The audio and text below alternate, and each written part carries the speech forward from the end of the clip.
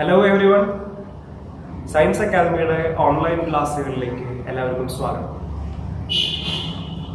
കഴിഞ്ഞ ക്ലാസ്സിൽ നമ്മൾ സൊല്യൂഷൻസ് എന്ന് പറഞ്ഞൊരു ചാപ്റ്റർ ഉണ്ട്. ആദ്യ ഭാഗത്തെ കുറിച്ച് ഡിസ്കസ് ചെയ്തിരുന്നു. നിങ്ങൾക്ക് എല്ലാവർക്കും ഓർമ്മയുണ്ടാവും എന്ന് വിചാരിക്കുന്നു.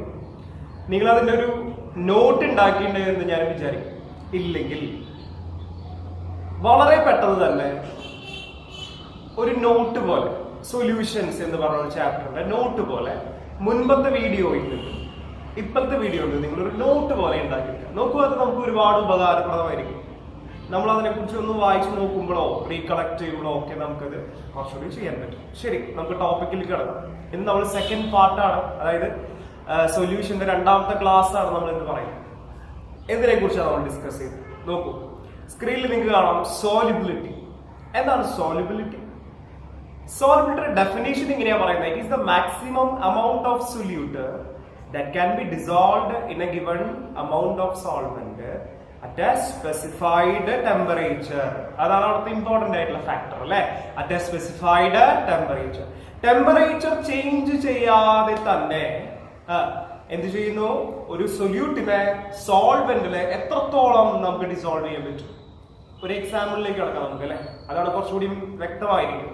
കോപ്പർ സൾഫേറ്റ് നമുക്കറിയാം അല്ലെ, ബ്ലൂ കളർ ക്രിസ്റ്റൽ വാട്ടറിലേക്ക് ആഡ് ചെയ്യും അല്ലെ.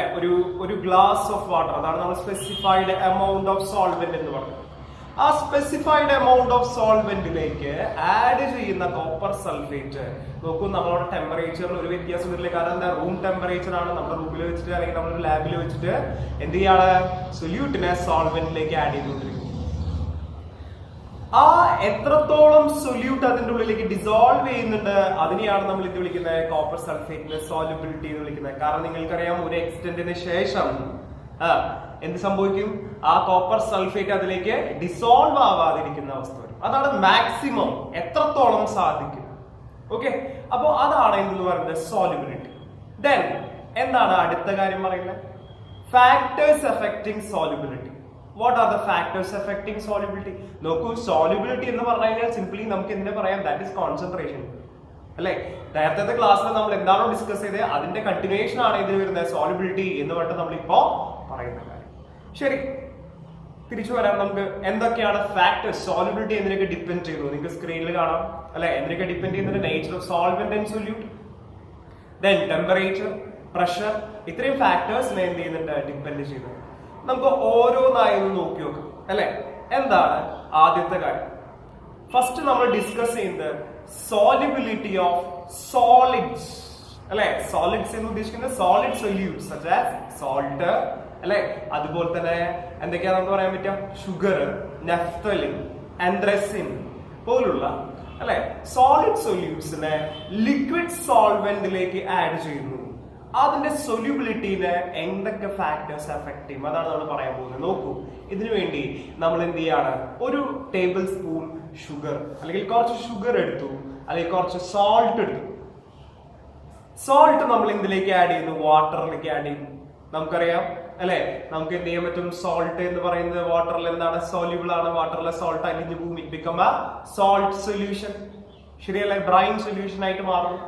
ദെൻ മറ്റൊന്ന്, അടുത്ത ഗ്ലാസ് ഓഫ് വാട്ടറിലേക്ക് ഞാൻ ആഡ് ചെയ്യുന്നത് സോൾട്ട് അല്ല, പകരം എന്താ ആഡ് ചെയ്യുന്നത്?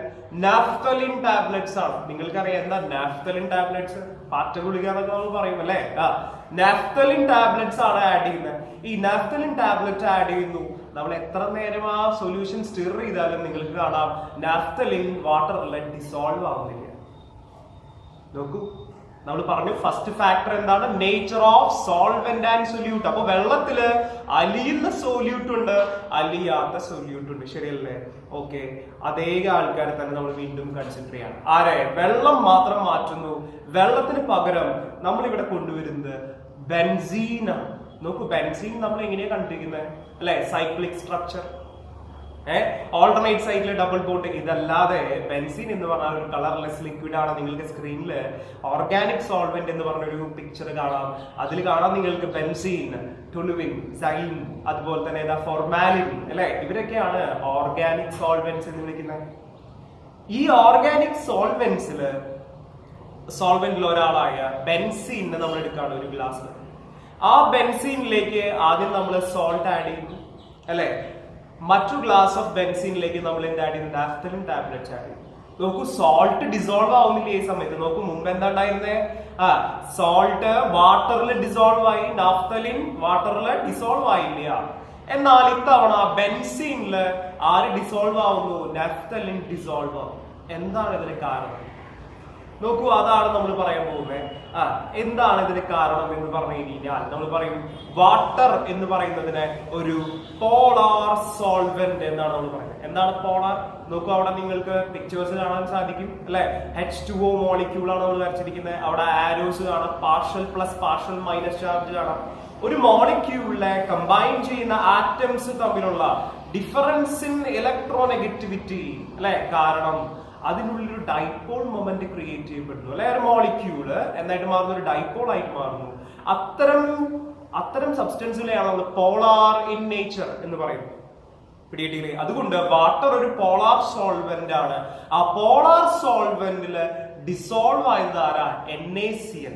Na പ്ലസും Cl മൈനസും കൂടി ചേർന്നുണ്ടാകുന്ന NaCl. NaCl എന്താണ്? ഒരു പോളാർ സൊല്യൂട്ട് ആണ്. ശരിയല്ലേ? എന്നാൽ അടുത്ത ആള് നോക്കൂ, ബെൻസീൻ ഒരു നോൺ പോളാർ അല്ലെ, എന്താണ്? സോൾവെന്റ് ആണ്. നോൺ പോളാർ സോൾവെന്റ് ആയിട്ടുള്ള ബെൻസീനില് ആരാ ഡിസോൾവ് ആയ? നാഫ്തലിൻ. നാഫ്തലിൻ എന്ന് പറയുന്നത് എന്താ? ഒരു ഓർഗാനിക് കോമ്പൗണ്ട് ആണ് അല്ലെ, ഒരു കാർബൺ കോമ്പൗണ്ട് ആണ്. അതുകൊണ്ട് നാഫ്തലിൻ എന്ത് ചെയ്തു? ഇതിൽ ഡിസോൾവ് ആയി. അപ്പൊ നമുക്ക് അവിടെ റെക്ടാങ്കുലാർ ബോക്സിൽ നമ്മളവിടെ റെപ്രസെന്റ് ചെയ്തിരിക്കുന്ന കാര്യം എന്താ നോക്കൂ. ലൈക്ക് ഡിസോൾവ്സ് ലൈക്ക് എന്ന് പറഞ്ഞു കഴിഞ്ഞാൽ എന്താ അർത്ഥം? പോളാർ സൊല്യൂട്ട്സ് ആണ് ഇതിൽ ഡിസോൾവ് ആവുന്നത്, പോളാർ സോൾവെന്റിൽ ഡിസോൾവ് ആവുന്നത്. നോൺ പോളാർ സൊല്യൂട്ട് ആണ് നോൺ പോളാർ സോൾവെന്റ്സിൽ ഡിസോൾവ് ആവുന്നത്. എക്സെപ്ഷൻസ് ഉണ്ടായിരിക്കാം. ഓക്കെ, അപ്പോ ഇതാണ് എന്ന് പറയുന്നത് നമ്മുടെ ആദ്യത്തെ പോയിന്റ്. സോല്യൂബിലിറ്റിനെ ഡിപ്പെൻഡ് ചെയ്യുന്ന ഫാക്ടർ എന്താണ്? പറയൂ, എന്തായിരുന്നു factor?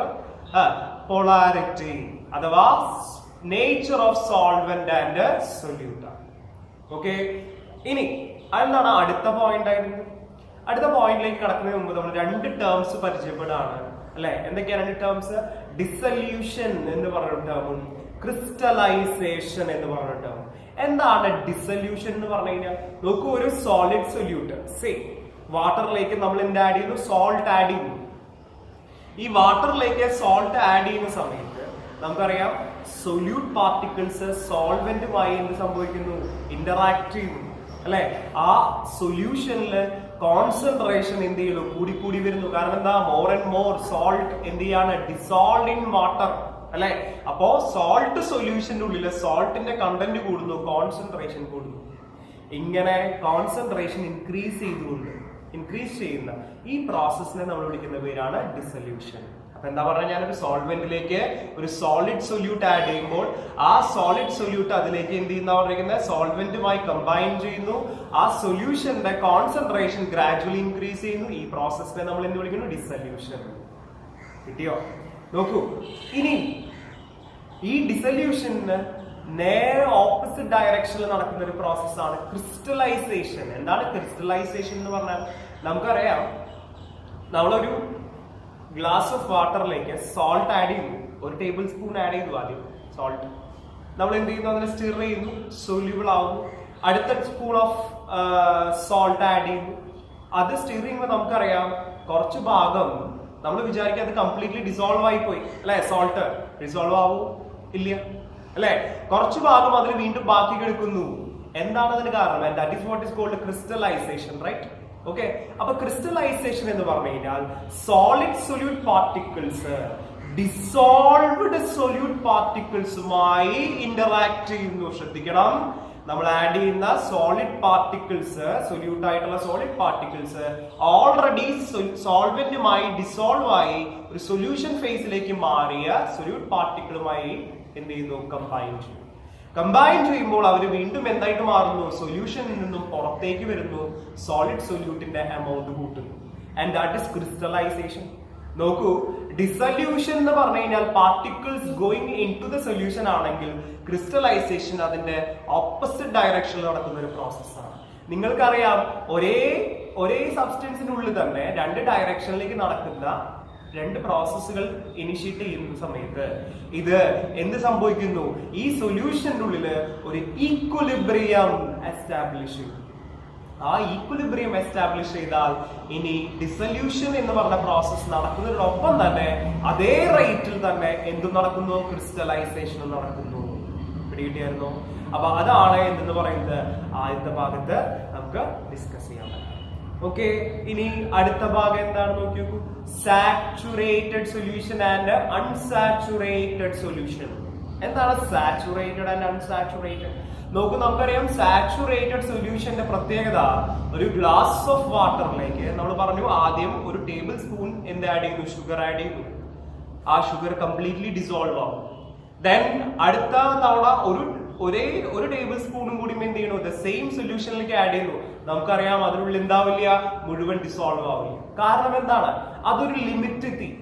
It achieves A maximum limit of solute in a solution. അതാണ് എന്ത് സംഭവിക്കുന്നത്? എ സൊല്യൂഷൻ ഇൻ വിച്ച്, അല്ലെ അതിന്റെ ഡെഫിനേഷൻ തന്നെ എന്താ പറയുന്നത്?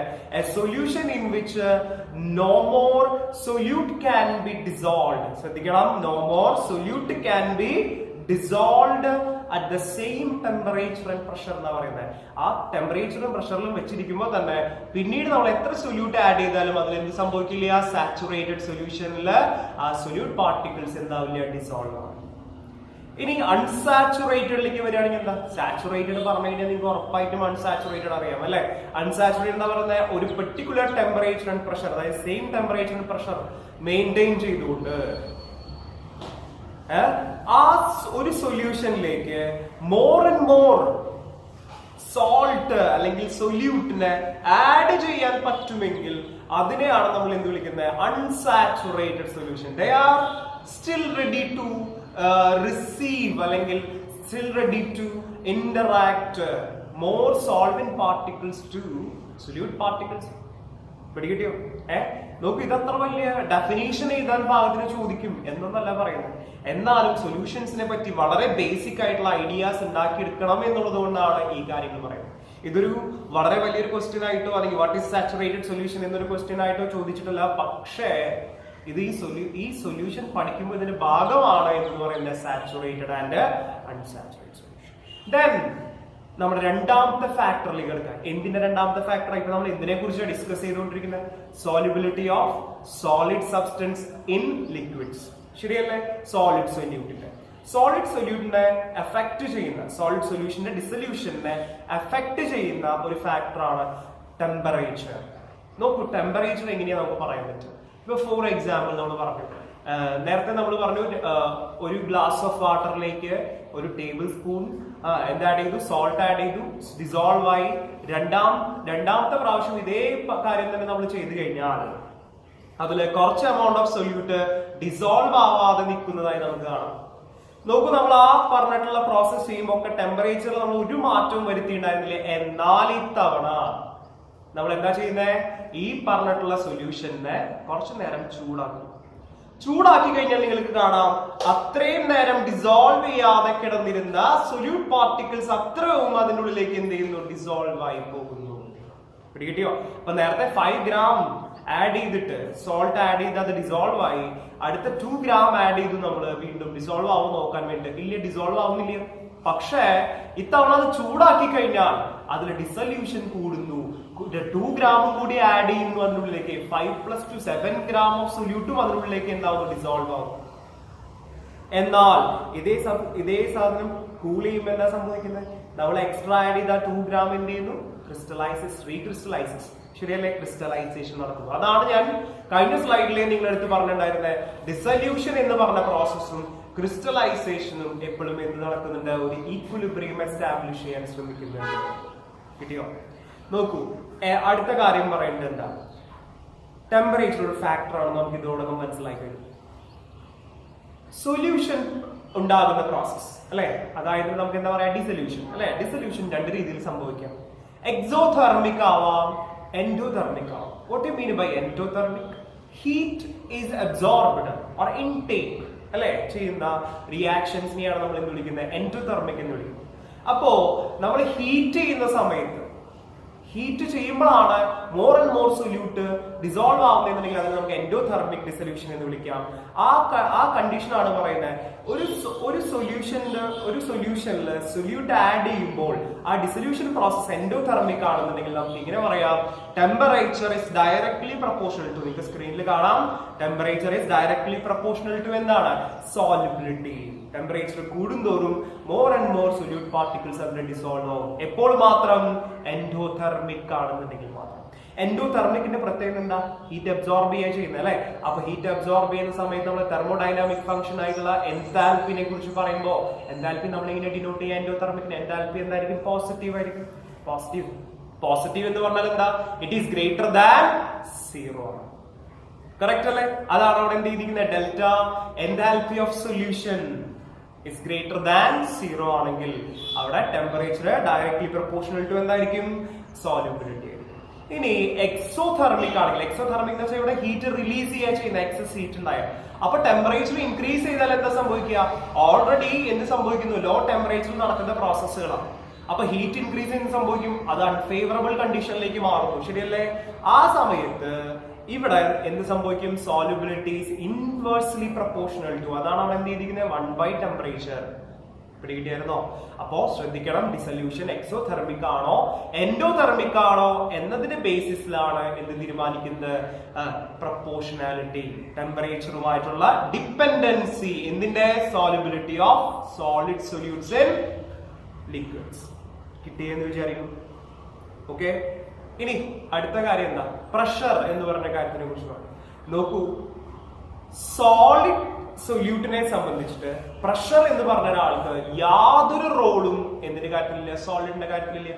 കാരണം നിങ്ങൾക്കറിയാം എന്താ കാരണം, സോളിഡും ലിക്വിഡും എന്തല്ല, കംപ്രസിബിൾ അല്ല. നമ്മൾ പഠിച്ചിട്ടുണ്ട്, solids and liquids are incompressible. എങ്ങനെ കംപ്രസ് ചെയ്യുക, ബൈ അപ്ലൈയിങ് പ്രഷർ അല്ലെ.